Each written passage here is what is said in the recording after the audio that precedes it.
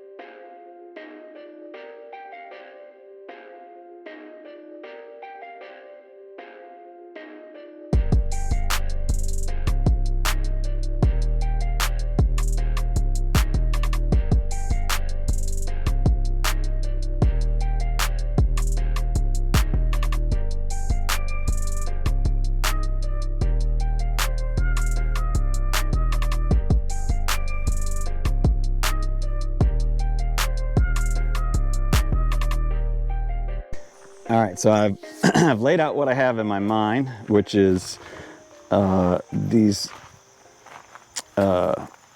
galvanized roofing tin or roofing steel, whatever it is, metal.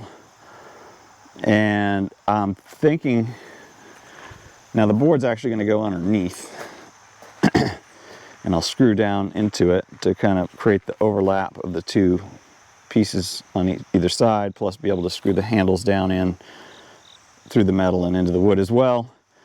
And that way, you know, the goal is to be able to, kind of come out here and grab hold of this and lift the whole thing up and move it and set it on the ground so that when I come out here to work, I'll have, hopefully it'll be, you know, just two quick grabs, set them over on the ground, and get to work. That's the plan. So we'll see how it works out. Fortunately, I just happen to have two 24 or whatever these are, 22-inch pieces that were left over from another project. I think it was from building the rack where we put the implements and the wood drying rack. I think they were left over from that. So anyway, whatever they're left over from, they're perfect. So I'll end up screwing those into, you know, one side over here so that it's all connected as one piece. So then I could just pick up one piece, set it on the ground, and come over and get the other one. And I think that'll be manageable. I'm trying not to make it too heavy. I don't know. I'm starting with just the one board underneath, just a 1x6 or a 1x5. I don't know what this is, a 1x6. But I may end up, if I need to, I may end up creating probably 3 cross pieces underneath. I just don't know how much weight I need to hold this down, because sometimes when the winds come they might lift up and knock it right off, and that would kind of defeat the purpose of it if it came off that easily. So I might need to make sure I have enough weight on it but not make it so heavy that it's a real pain to lift up. But I think it should be very manageable, and this is the plan. So, oh, and by the way, there's the cover. No big reveal.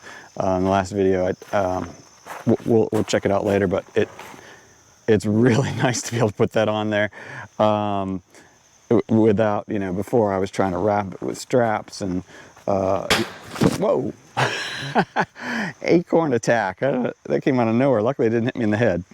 But yeah, so it was a pain before, and so this is the whole, you know, as I've built out and moved the sawmill over here, the goal is to make it truly, you know, quick and easy to use, so I can come down and mill up a bunch of wood, and then when I'm done, I'm not exhausted trying to drag all these boards around and all this, you know, wet tarp That's the other thing, you got to kind of dry the tarp out. It never really fully dries. In fact, the boards are wet underneath, so clearly the tarp wasn't even keeping it fully dry. So I don't know how well this will do. That's the goal for now. If this doesn't work, like if I need more, I could always buy a couple more roofing pieces and slide, you know, over and make it go further, make it cover more. But at $20 a piece, 20 US dollars each, I'm going to try to do it with just the 4, and luckily the ones that I already had left over. So that's the plan for now. We'll see how it works, but I'll just kind of zoom through a lot of the rest that I'll be doing here and then catch you up again.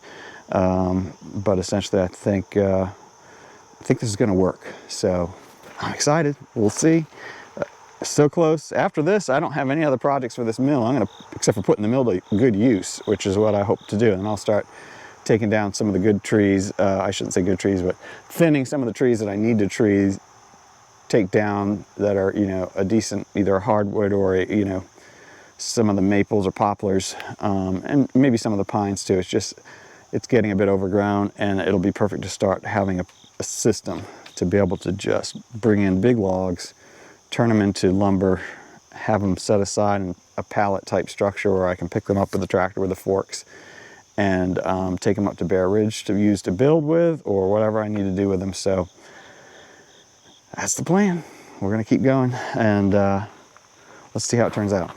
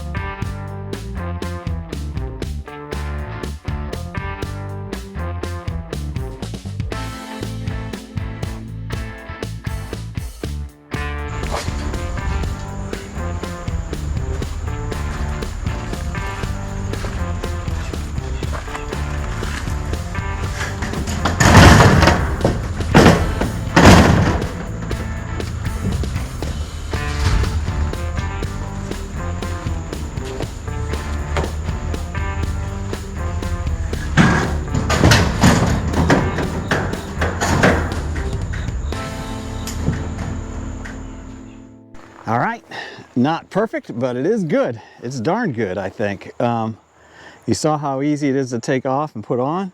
You saw how easy it was to make it. I did end up adding, just because the way this was coming and hitting the track on the saw itself, the travel components here, I ended up putting I wanted to put some eye hooks down here. I just didn't have any, so I just put a screw in there with a washer and a little gapper between it so the washer didn't move around. But that works fine to wrap the Velcro around so that I can get a nice, clean, tight spot there. Hopefully it doesn't wear. I probably ought to put some kind of duct tape or something on the back side of that so it doesn't, when the wind blows, it might start wearing a hole in my nice vinyl cover. But anyway, the rest of this worked out really well. I'm not so worried about small leaks. Obviously I've got cracks here, and otherwise I would have put some silicone in the screw holes and then put the screws back in for the handles. I don't think a little bit is going to matter. It doesn't need to be completely watertight. Just keep the bulk of the water and snow out. So turned out pretty well. I'm happy with it. I mean, it doesn't line up perfectly. My other pieces were a little bent and out of shape, but considering I just set it up on there, and then I put those cross boards to kind of help keep it so it doesn't, the wind can't really pull it up too much.